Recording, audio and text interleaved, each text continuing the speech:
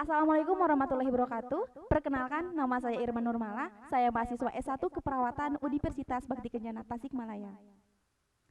Oke, teman-teman, di sini saya akan mencoba sharing tentang apa sih tantangan dan juga kiprah mahasiswa selama pandemi COVID-19. Dewasa ini sama-sama kita tahu bahwa dunia, khususnya Indonesia, tengah menghadapi problem atau masalah kesehatan, yaitu pandemi COVID-19. Sejak pandemi COVID-19 ini masuk ke Indonesia, pemerintah terus berupaya bagaimana memutus mata rantai penularan COVID-19 ini. Dari mulai lakukannya PSBB, pembentukan satuan tugas penanganan COVID-19, dan juga protokol kesehatan. Tentu hal ini merupakan program-program, kebijakan-kebijakan yang harus kita dukung, yang harus kita sukseskan untuk bersama-sama menangani masalah pandemi COVID-19 ini.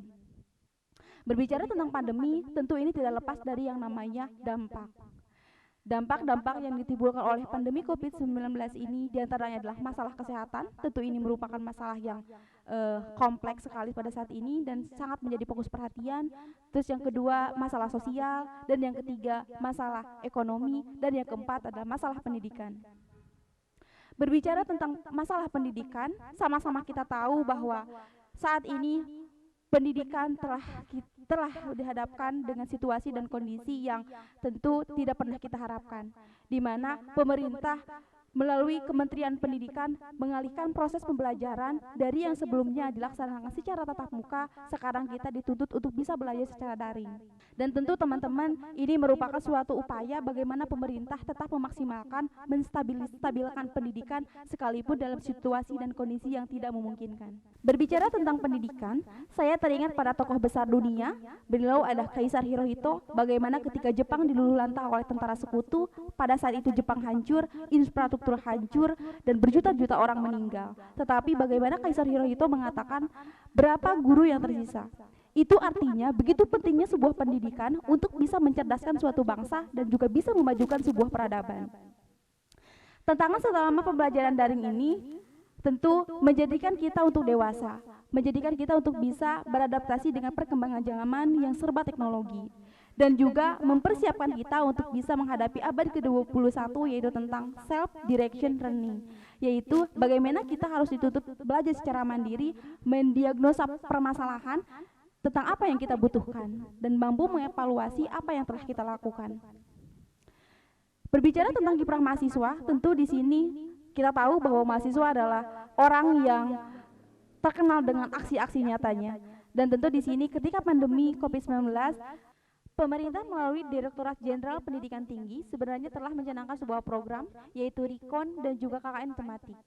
RIKON ini sebetulnya bisa menjadi suatu wadah bagaimana mahasiswa bisa berkontribusi aktif dalam kegiatan pemberian edukasi yang benar tentang share konten, dan di mana hal ini bisa menangkal hoax yang tersebar di masyarakat, agar masyarakat mendapatkan informasi yang benar dari sumber yang benar dan faktual sesuai apa adanya. Selain itu, KKN tematik juga ini merupakan suatu program di mana mahasiswa bisa berkontribusi aktif dalam kegiatan penanggulangan COVID-19. Misalnya ketika KKN, salah satunya di Universitas Bakti Kencana, KKN ini dilaksanakan di domisili masing-masing, dan di sana mahasiswa dituntut untuk bisa memberikan edukasi yang benar, bersosialisasi pendidikan kesehatan yang benar tentang COVID-19. Karena memang faktanya di masyarakat itu banyak sekali simpang siur informasi, dan juga terkadang masyarakat juga banyak yang belum percaya adanya COVID-19 ini. Nah, ketika masyarakat tidak percaya, tentu masyarakat juga akan mengabaikan beberapa program yang sudah diprogramkan oleh pemerintah. Ketika kita malas dan ketika kita sudah mulai lelah dengan proses pembelajaran ini, tentunya kita harus coba ingat kembali apa sih tujuan kita belajar, apa sih yang sudah kita tuliskan, apa sih yang sudah kita rencanakan, dan ketika malas juga coba kita ingat kembali, kita tatap keluarga kita, orang tua kita yang sudah berjuang untuk kita. Tentu ini harus kita pertimbangkan, apakah harus kita malas, apakah harus kita berhenti untuk belajar.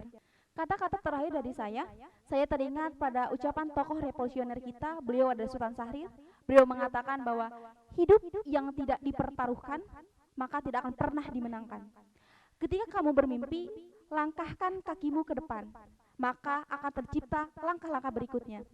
Tetapi ketika kamu diam dan malah menarik kakimu ke belakang, maka tidak akan pernah ada yang kamu dapatkan.